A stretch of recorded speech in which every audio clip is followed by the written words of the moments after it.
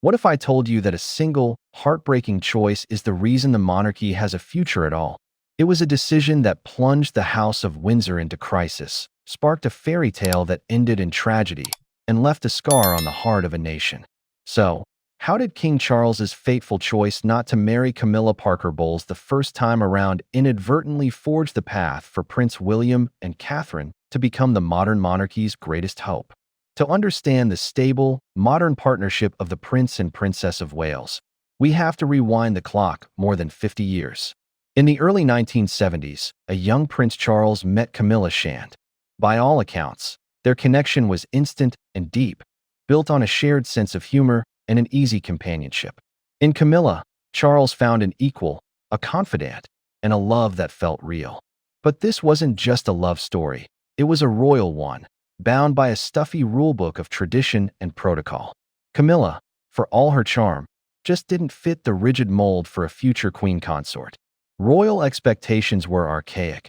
The bride of a future king needed to be an aristocrat, and it was strongly preferred that she be a virgin. Camilla came from an upper-class background but wasn't aristocracy, and she had a romantic history. The establishment and senior royals saw her as an inappropriate match. This, combined with Charles's naval duties that sent him overseas, put an end to their romance.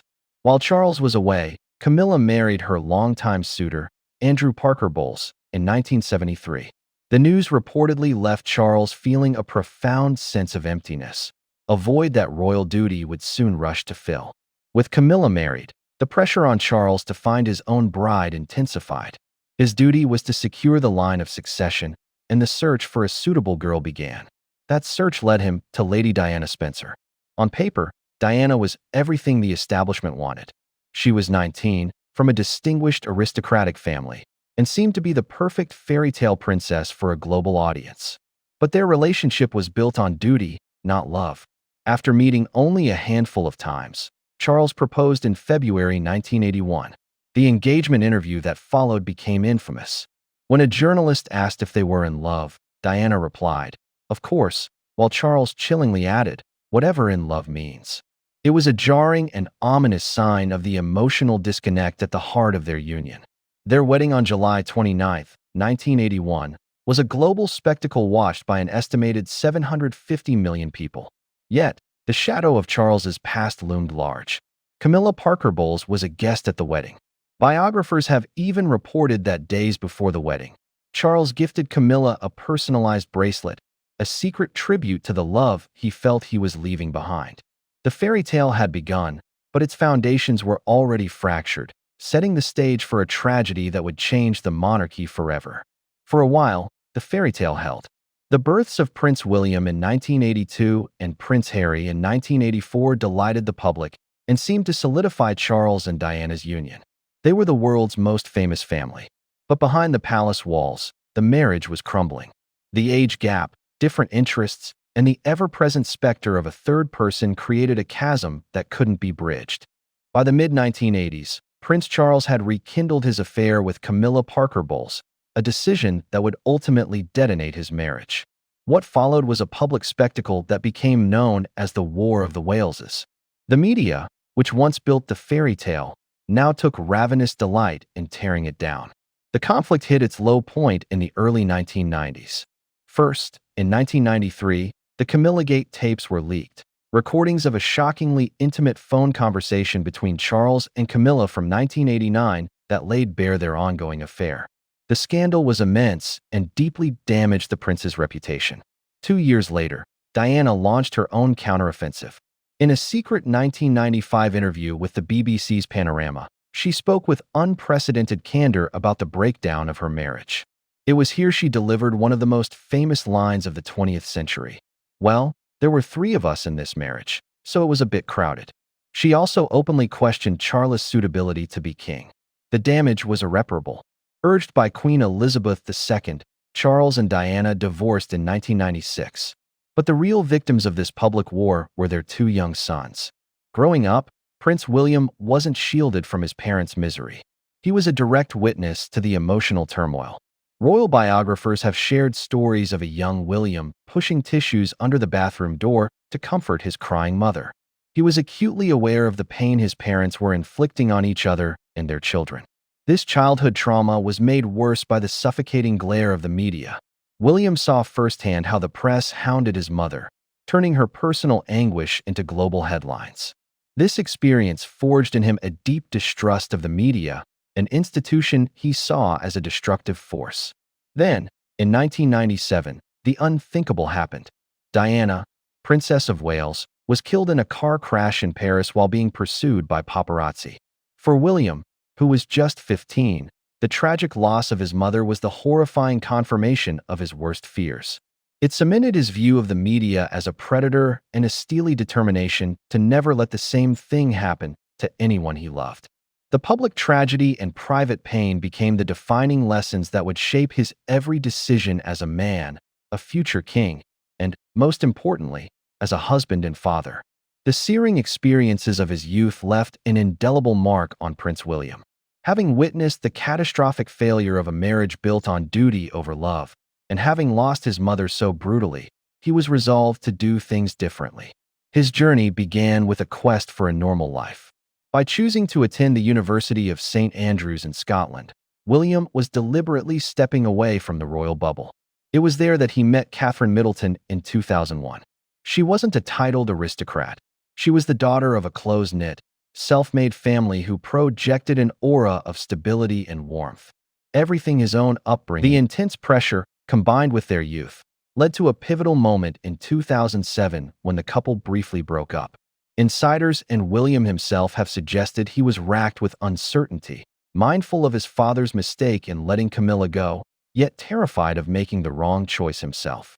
He needed to be absolutely sure, not just for himself, but for her. He later said he wanted to give Kate a chance to back out if she needed to, fully aware of the immense pressure that came with marrying into the firm. Unlike his father, who was pushed into a marriage he wasn't ready for, William took the time he needed. He later described the breakup as a test that ultimately made their bond stronger when they reconciled a few months later. This deliberate, measured approach was the ultimate lesson learned from the wreckage of his parents' marriage. He was building his future not on protocol, but on friendship, certainty, and a shared commitment tested by time. After nearly a decade together, Prince William proposed to Catherine Middleton in 2010 on a trip to Kenya.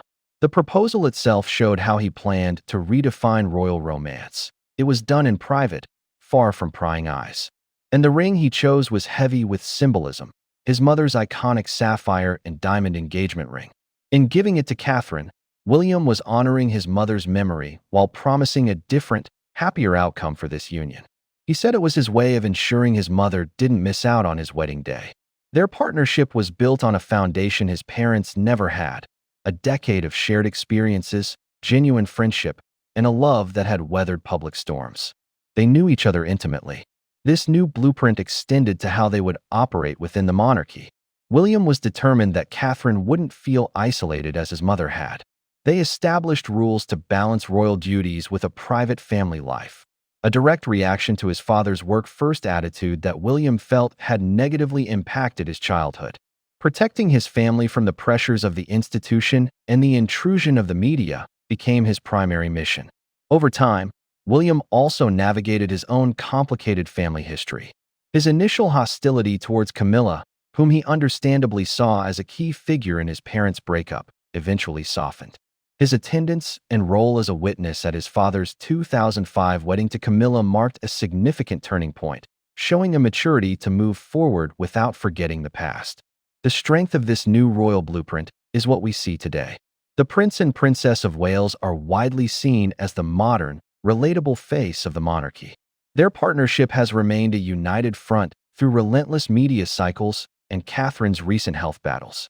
Their unity stands in the starkest contrast to the public discord that defined Charles and Diana's relationship.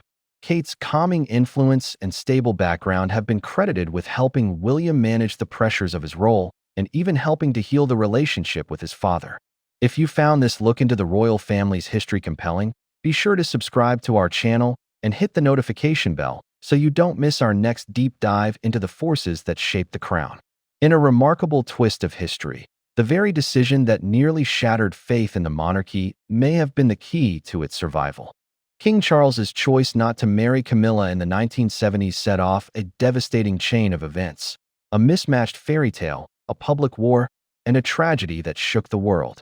But for his son, Prince William, this trauma served as a powerful, unavoidable education. He saw the catastrophic results of a marriage founded on duty instead of love and witnessed the destructive power of the media. In response, he painstakingly built a new model for a royal relationship, one based on time, friendship, and a fierce commitment to family stability. He knew the monarchy couldn't afford a repeat of his parents' history. By deliberately choosing a different path, by waiting, by protecting, and by prioritizing his partnership, William has not only secured his own happiness, but has also presented a modern, resilient vision for the future of the House of Windsor. The painful legacy of Charles and Diana, it seems, inadvertently forged the monarchy's greatest hope,